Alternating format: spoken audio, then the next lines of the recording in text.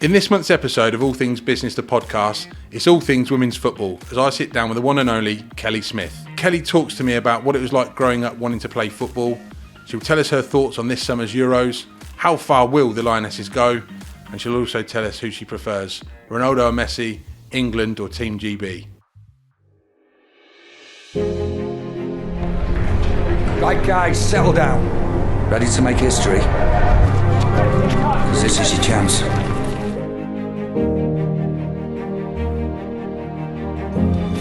So I'm really pleased to see the Barclays are trying to get as many girls access to the football, which is brilliant because it builds on confidence, resilience, teamwork, and give them an opportunity in life. Not necessarily everyone's going to go on and play professional football, but just having access to it is brilliant.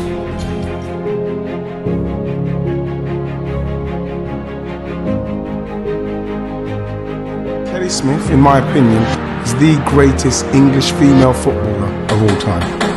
Wayne Rooney, Bobby Charlton, Gary Lineker. They are the only footballers to score more goals for England than Kelly Smith. I am totally in admiration of her. She's somebody that is rightly getting the recognition for being the trailblazer and elite player that she became. Total legend.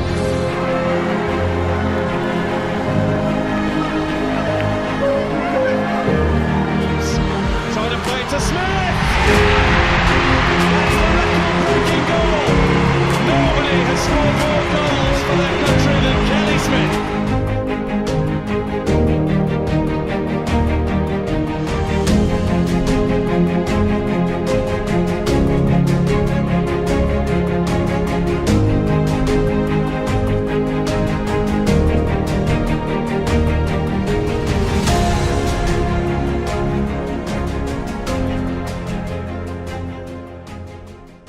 Welcome to All Things Business, the podcast, Kelly. Thanks for having me. You're most welcome. Thank you, because I know you've got a very busy schedule. The Euros is upon us. We're going to talk about that shortly. But just for those watching and listening to this, take us back to what it was like being a young girl growing up in this country wanting to play football. Yeah, sure. Well, I first started playing football probably at the age of 5 or 6, by myself in the back garden with a ball, juggling the ball, hitting it against the brick wall, the garage, so it would come back to me. I was always juggling it up above my head, trying to work on my touch and technique, dribbling around cones in the back garden, just had such a love and a passion for it at that age. And I have a son now, and I see the same things in him, wanting to do the same things in the garden, so it's really pleasing for me. But I had a younger brother at the time too, so we'd obviously play in the lounge, put the sofas out for fake goals and go 1v1 against each other. And we did that for a good few years, but I really wanted to play on a team. My brother at the time was playing for a football team. We're about 7 or 8 now. And I wanted to play on a team, but there were no girls' teams for me to play on. And I remember going to my brother's training sessions at Garston Park, and there was a big hill, and the ball would always roll off down the hill, and I'd run after it, and I'd dribble it back up or do some step overs and hope that the coaches would be looking to see that I could actually play football, and wanted them to ask me to go and play for the older age group. But that never happened. So I asked my dad, can I play on a team? He's like, right, well, there's no girls' teams for you to play on. I'll ask the coach of the couple of years up for Garston Boys, and the manager said, yeah, come along. So it started from there, and playing with only boys. I was a bit of a tomboy back then, so I had short hair, so everyone thought I was a boy, until it found out that obviously I was a girl. And then we started playing competition games on a Sunday in a competitive league, and I would be scoring quite a few goals, 6-7 goals a game, and being the star player. And we were winning every game, and it was the parents of the opposition that started to have a problem with me, because I was the best player, and I think I was embarrassing their sons by scoring as many goals as I was, and they said that I shouldn't be playing football. I should stick to netball or hockey or something like that. And they refused to field a team against my team, which I didn't understand at that age. It was very hurtful. My dad sat me down and said, then you can't play anymore because you're a girl. And I was like, I just want to play football, Dad. So they were the challenges that I faced. The same thing happened on another team in my local town. I got kicked off of that team for being a girl, the best player. So it was very hard growing up. That I faced a lot of adversity early on, but I always wanted to be a footballer. And then obviously I played for Watford Ladies at a very young age. I think I was like 14, playing with senior women because there were no girls teams for me to play on. Yeah. And I was lucky enough that I got scouted to play for Arsenal whilst playing in a tournament at the Watford Football Festival. And Arsenal was my team growing up, and I was delighted. I went and signed for them. Good. Now, you obviously went on with Arsenal. You went over to America, which we'll touch on in a bit. But you overall, your career for both club and country was amazing. Trailblazer, record changer, record breaker. What would be your career highlight, and which goal is your favourite goal of all time? I've got so many career highlights. Obviously, the first FA Cup final. It's always been a dream to play in that as a kid growing up, watching it on TV. And where was that? That was at Nottingham Forest. Whereas now, the FA Cup final is at Wembley every year. Yeah, since 2015 it's been at Wembley. I'd love to have played my first FA Cup. My last FA Cup final was actually at Wembley in 2016, and that was obviously a dream. So that was a highlight. Can I pick two? Yeah. Playing in the World Cup, my first ever World Cup in China in 2007. Again, as a kid growing up, that is the best tournament for me. Is that where you took your boot off and kissed it when you ran off to the corner? Yeah, that was against Japan in my first ever game. I scored 2 goals in that game, and I did a lot of visualization before the game, which I like to do because it made me feel more confident going onto the pitch. And I visualized myself if I was scoring to take my boot off, and just to show it, like that was the boot that scored the goal. But I think my emotions took over me, and I kissed it. Yeah. And people actually thought after that I'd was trying to promote my Umbro boot deal, but that wasn't the case. It was just emotions, living the dream. The visualization was that just natural to you, visualizing what would happen, or is that something that maybe your coaches taught you at the time, or somebody else in your life had mentioned, you should visualize these moments? We actually had a sports psychologist with us with England, Misha Jervis, and she worked with a lot of the players that wanted to invest in that. So she would teach us techniques of what we should be visualizing in our mind before. So I'd lay on my bed the night before a game and just lay there and imagine the stadium full, imagine the smell of the grass, see good things in my mind with me dribbling, beating players, passing it, getting it back, shooting, that sensation of scoring. So you have all that memory logged in your mind. Yeah. So when you go out on the pitch, it's just feels like it's easier to deliver and do those things. I'm a big believer of the skills that are required to play an elite sport and elite business, and I encourage I encourage my team. I don't know how many of them actually do it, but to have visualization boards, vision boards, so it can be the first thing that they see when they wake up in the morning, the last thing they see at night, and they just picture what that is, those life goals to achieve in work, but also out of work, whether that be a home, whether that be a car, whether that be a qualification, etc. So it's interesting that you visualise scoring that goal. On the subject of goals, what's your best ever goal? Probably in the Euros in 2019 in Finland. It was against Russia, and we had to win the game to go through to the quarterfinals, and we were losing 2-0 in the first half.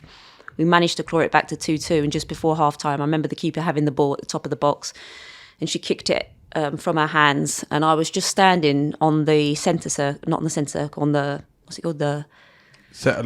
before the... On the arch, the centre circle, and the ball come to me, and I just it didn't bounce. It just hit me right on the foot, and I just popped it up, and then it was just the perfect in the air, and I just knew where the keeper was because obviously the ball would just come from her, and I just managed to volley it back straight over her head because she was out of her goal. So the instinct to do that, the power that I had, and the audacity to do that, and it put us 3-2 up, and then we. What minute was that in roughly?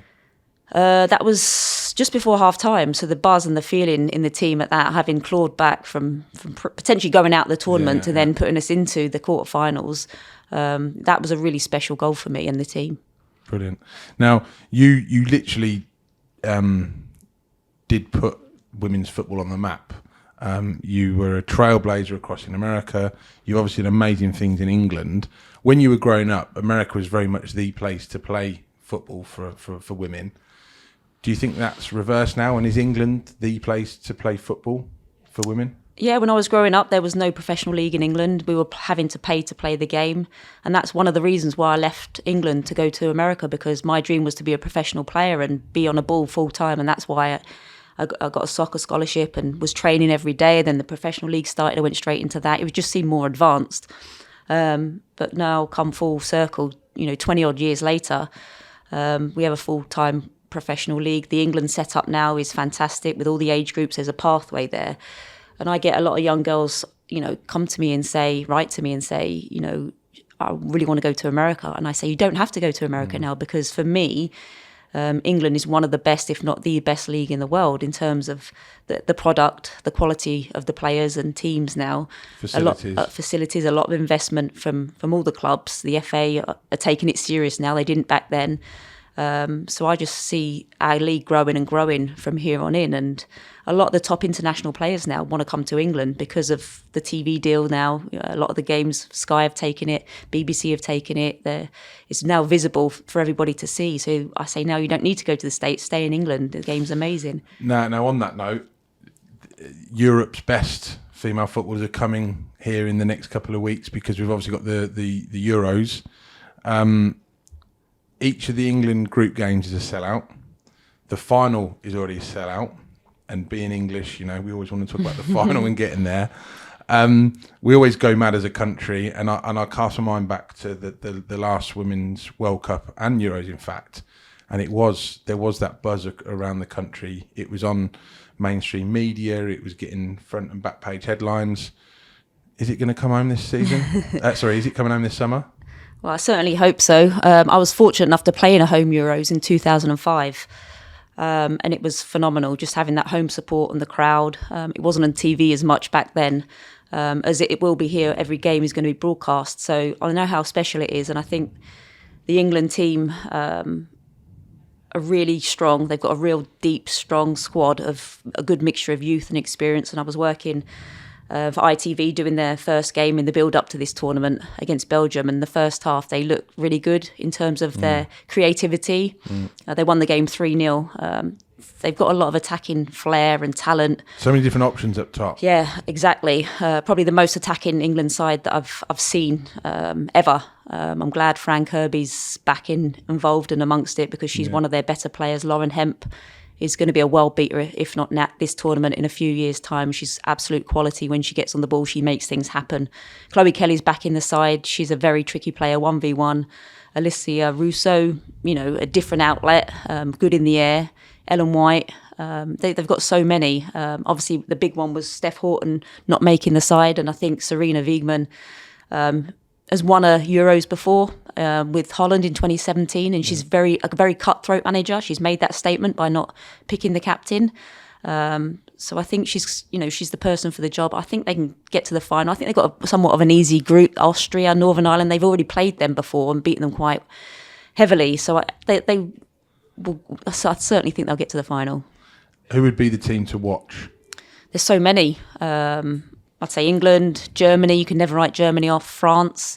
I've got a full of stacked international players that are very, very good, playing for Lyon, PSG. Netherlands, the holders. They've got Miedema, who's renowned for goals. If there was one player that you could have in the England team from another nation, who would that be?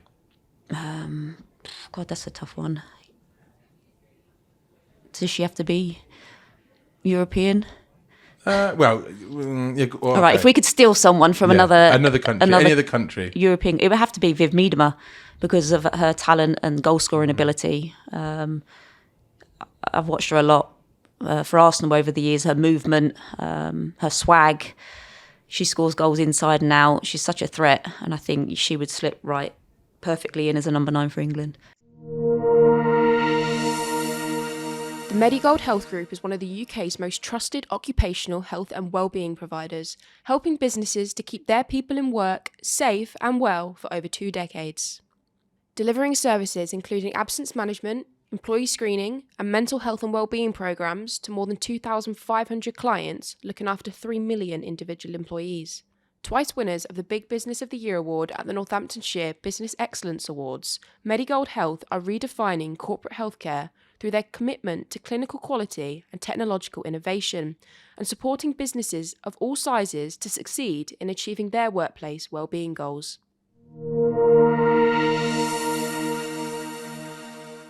I've got some quick-fire questions for you now, Kelly. All right.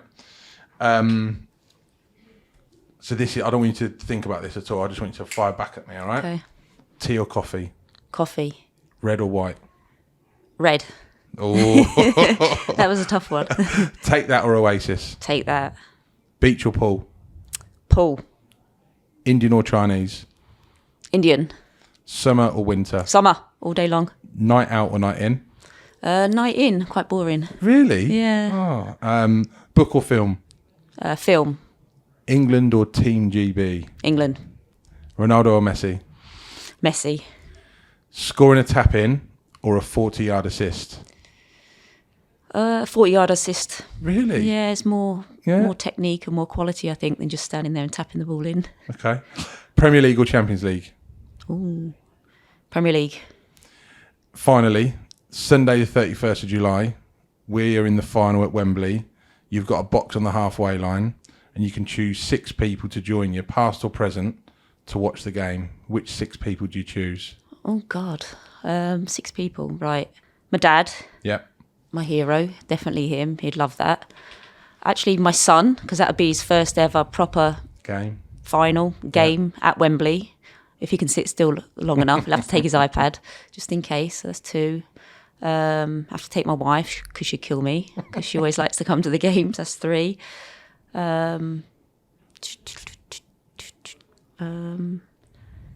Past or present? Yeah.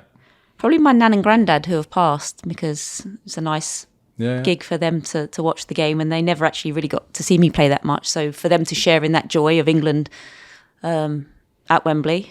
And then the last one, God, probably David Beckham. Bex. Yeah. Have a conversation with him about the game and how far it's come and grown, and get his thoughts on where he sees it going. Game, isn't he? He is, yeah. His daughter Harper likes to play too. So if we can add 7, she can come along too. And entertain Rocco. Brilliant. Kelly, look, on behalf of me and everyone here at All Things Business, thank you for taking the time to sit down with us. And hopefully we'll see you at Wembley cheering England on the 31st of July. Thanks, with my 6 guests.